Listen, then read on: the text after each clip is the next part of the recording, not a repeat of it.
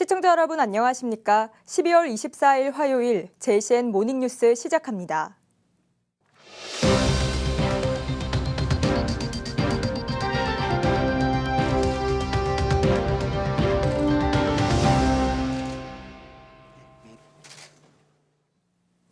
올 한 해 울산 지역 이슈를 돌아보는 연말기획 2024 뉴스 결산. 오늘은 총선으로 달라진 울산의 정치 지형도와 윤석열 대통령의 비상계엄 선포와 대통령 탄핵 소추안 가결까지 혼란한 전국을 짚어봅니다. 구현희 기자가 보도합니다. 지난 4월에 열린 22대 국회의원 선거는 울산의 정치 지형도를 바꿨습니다. 특히 정치 신인들의 등장으로 신구 세대 교체와 진보 성향 야권 후보들의 선전이 눈길을 끌었습니다. 전체 6석 중 5석을 차지했었던 국민의힘은 이번 총선에서 4석만을 수성했고 김기현 의원은 5선 의원으로 박성민, 서범수 의원은 모두 재선에 성공했습니다. 이채익 전 의원을 대신해 국민의힘 국민추천제로 공천된 김상욱 의원은 정치 신인으로 국회에 입성했습니다. 진보 1번지와 노동자의 도시로 불리는 북구에서는 윤종호 의원이 진보당 지역구 의원으론 전국에서 유일하게 당선됐고 동구는 더불어민주당 김태선 의원이 국민의힘 권명호 전 의원과 박빙 대결 끝에 승리했습니다. 전체 300개 의석 중 108석을 확보하는 데 그친 국민의힘은 총선 참패 충격에 빠졌습니다. 이번 선거를 통해 확인된 민심의 매서운 우지람 앞에 저희 당선인들은 겸허히 머리 숙이고 무거운 책임감으로 국민의 질책을 가슴 깊이 새기면서 그 뜻을 받들어야 됐습니다. 이로 인한 여소야대 지형으로 여야는 사사건건 충돌했고 갈등과 대치가 격화되는 속에 지난 3일 윤석열 대통령은 비상계엄을 선포했습니다. 1979년 이후 45년 만에 발동된 비상계엄은 경찰 통제를 뚫고 국회 본회의장에 입성한 여야 의원 190명에 의해 150분 만에 해제됐습니다. 이후 윤 대통령의 거취를 둘러싸고 국민의힘은 극심한 내홍에 휩싸였습니다. 대통령 탄핵 반대를 당론으로 결정하며 1차 탄핵안 투표는 국민의힘 불참으로 무산됐지만 국민의힘 일부 친한계와 소신파 의원들이 탄핵 찬성으로 돌아서면서 지난 14일 2차 탄핵안 투표는 찬성 204표로 가결됐습니다. 이 과정에서 정치 신인이자 초선인 국민의힘 김상욱 의원이 존재감을 드러내며 급부상했습니다. 1차 탄핵안 투표에서 같은 당 소속 안철수, 김예지 의원과 표결에 참여했던 김 의원은 공개적으로 대통령 탄핵을 찬성했습니다. 깊이 사죄하는 마음으로 반헌법적, 반민주적 비상계엄을 기획한 대통령에 대한 탄핵 표결에 적극 찬성합니다. 결국 국민의힘에서 김 의원을 포함한 12명의 이탈표가 나오면서 헌정사상 3번째 대통령 탄핵안이 통과됐습니다. 하지만 탄핵에 찬성한 의원도 반대한 의원들을 향해서도 시민들의 반응이 엇갈리면서 한쪽에선 지지를, 다른 한쪽에선 거센 항의가 이어졌습니다.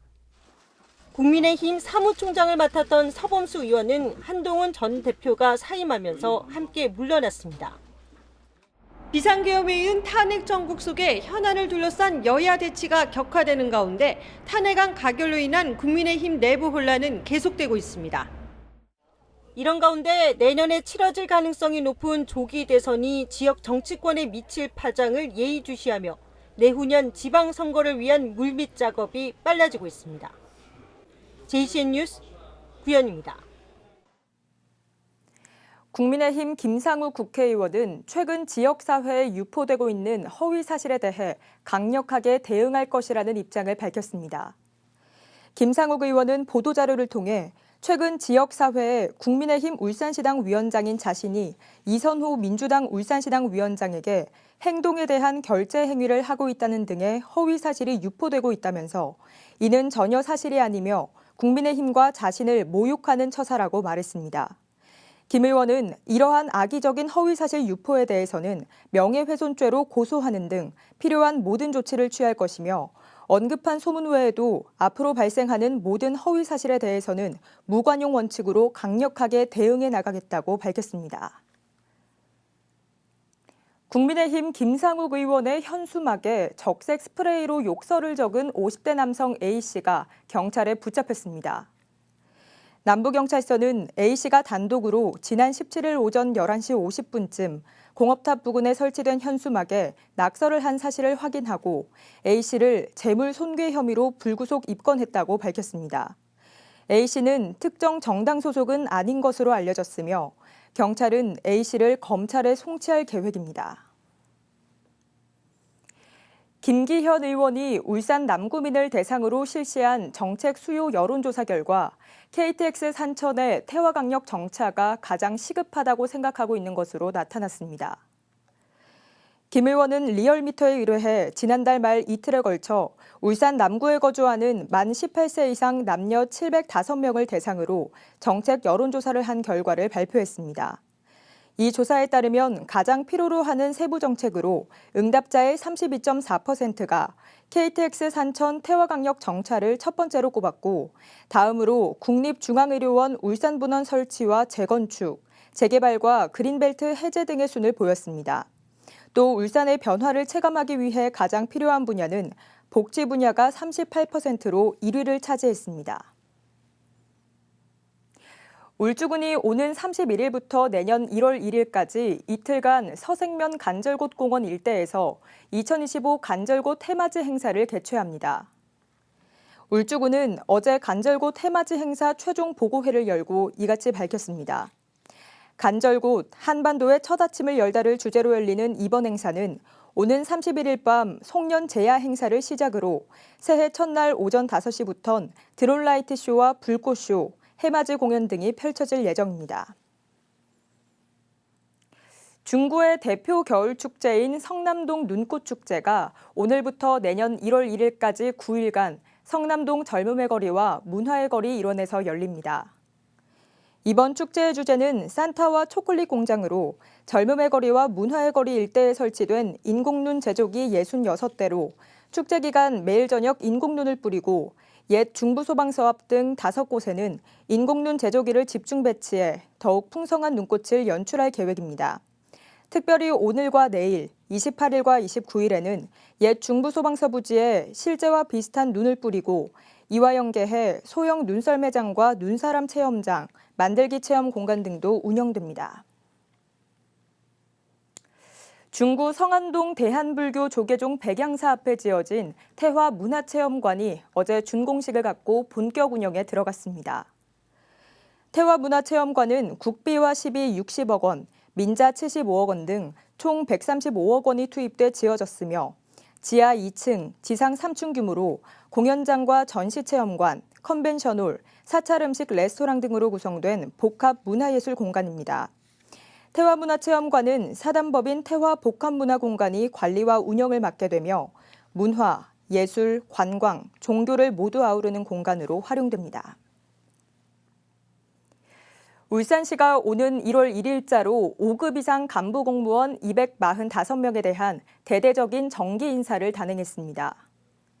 이번 인사에서는 교육에서 복귀하는 이영환 부이사관을 기업투자국장에 전경술 교통국장을 문화관광체육국장으로 전보하는 등 3급 이상 국장급 20명 가운데 16명을 대대적으로 교체해 민선 8기 후반기 시정에 새로운 변화를 시도한 것이 특징입니다. 또 행정직군 3, 4급 승진자 13명 중 8명이 여성으로 전체의 61.5%를 차지했으며 5급 이상 승진자 48명 가운데 기술직이 24명으로 절반을 차지하는 등 여성과 기술직 공무원의 약진이 돋보였습니다. 울산시는 올해 에너지 절약으로 탄소 중립 생활을 실천한 자동차와 건축물에 탄소 중립 포인트 성과금 8억 4,300만 원을 지급합니다. 탄소 중립 포인트제는 온실가스 감축 실천을 위해 자동차 분야와 에너지 분야 감축 실적에 따라 연간 최대 10만 원의 성과금을 부여하는 제도입니다. 자동차의 경우 지난 3월 선착순 참여 신청을 받은 차량 가운데 실제 주행거리를 감축한 2,046대에 총 1억 4,300만 원의 성과금이 지급됩니다. 또 건축물의 경우 지난해 하반기분 2만 57세대 2억 7천만 원이 올해 6월 지급됐으며 올해 상반기분 22,413세대를 대상으로 이달 말까지 4억 3천만 원이 지급됩니다. 노후화된 단독주택과 빌라촌의 주거 환경을 개선하기 위해 정부가 뉴빌리지 사업을 추진합니다. 울산 지역에서는 중구와 남구, 북구 3개구가 사업 대상지로 선정됐는데요. 내년부터 5년 동안 진행되는 이번 사업을 통해 주민들의 주거 여건이 크게 향상될 걸로 기대를 모으고 있습니다. 라경훈 기자가 보도합니다. 오랫동안 방치된 빈집과 낡은 건물, 이처럼 열악한 주거 환경을 개선하기 위해 정부가 뉴빌리지 사업을 추진합니다. 최근 울산에서는 중구와 남구, 북구 등 3개 지역이 이 사업 대상지로 선정됐습니다.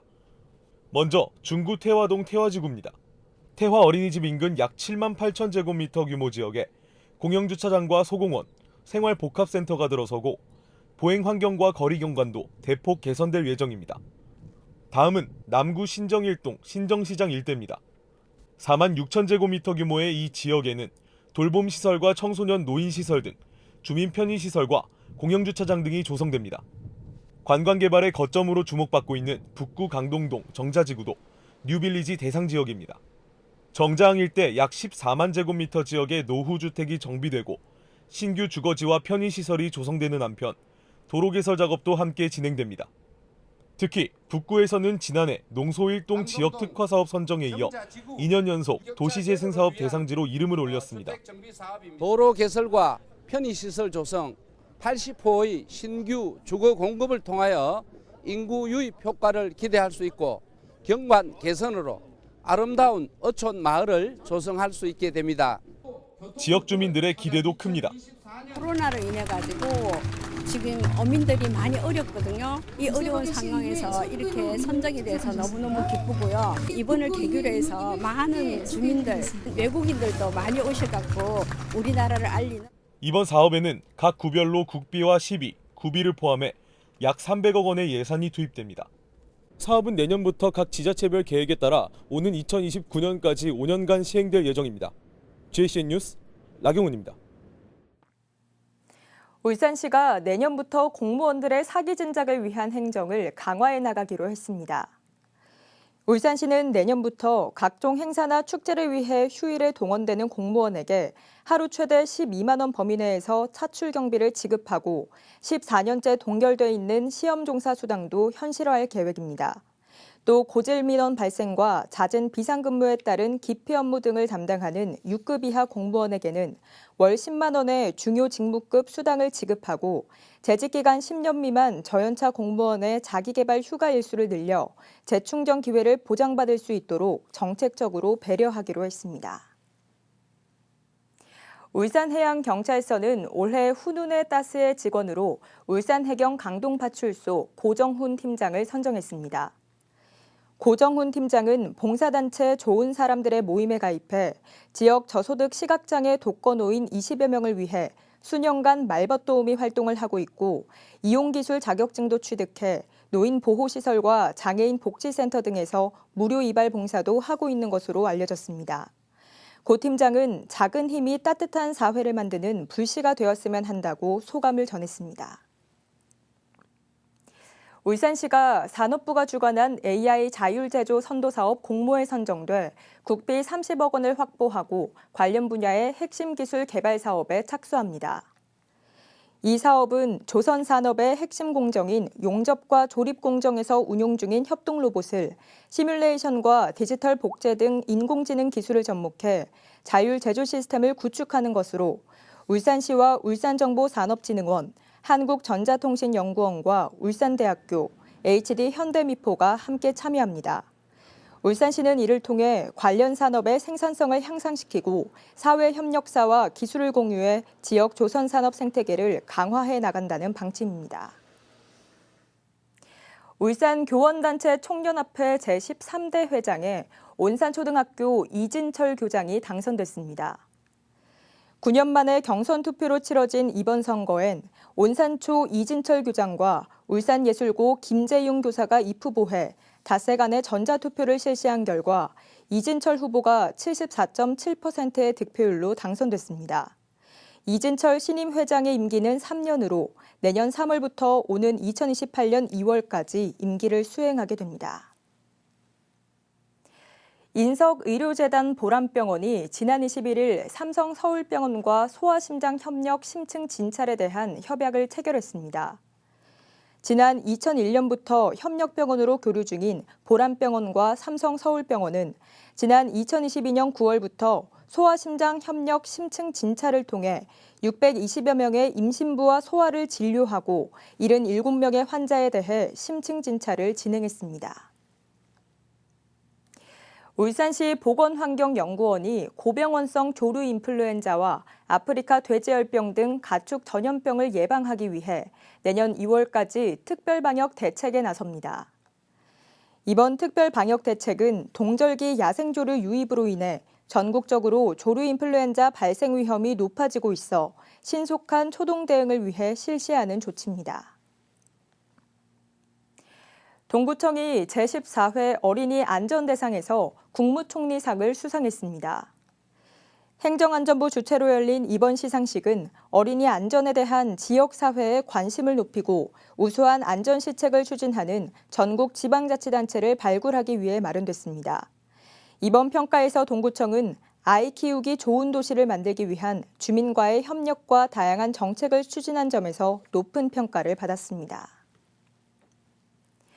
남구청이 보건복지부에서 주관하는 2024년 기초연금 유공기관 평가에서 우수 유공기관으로 선정됐습니다.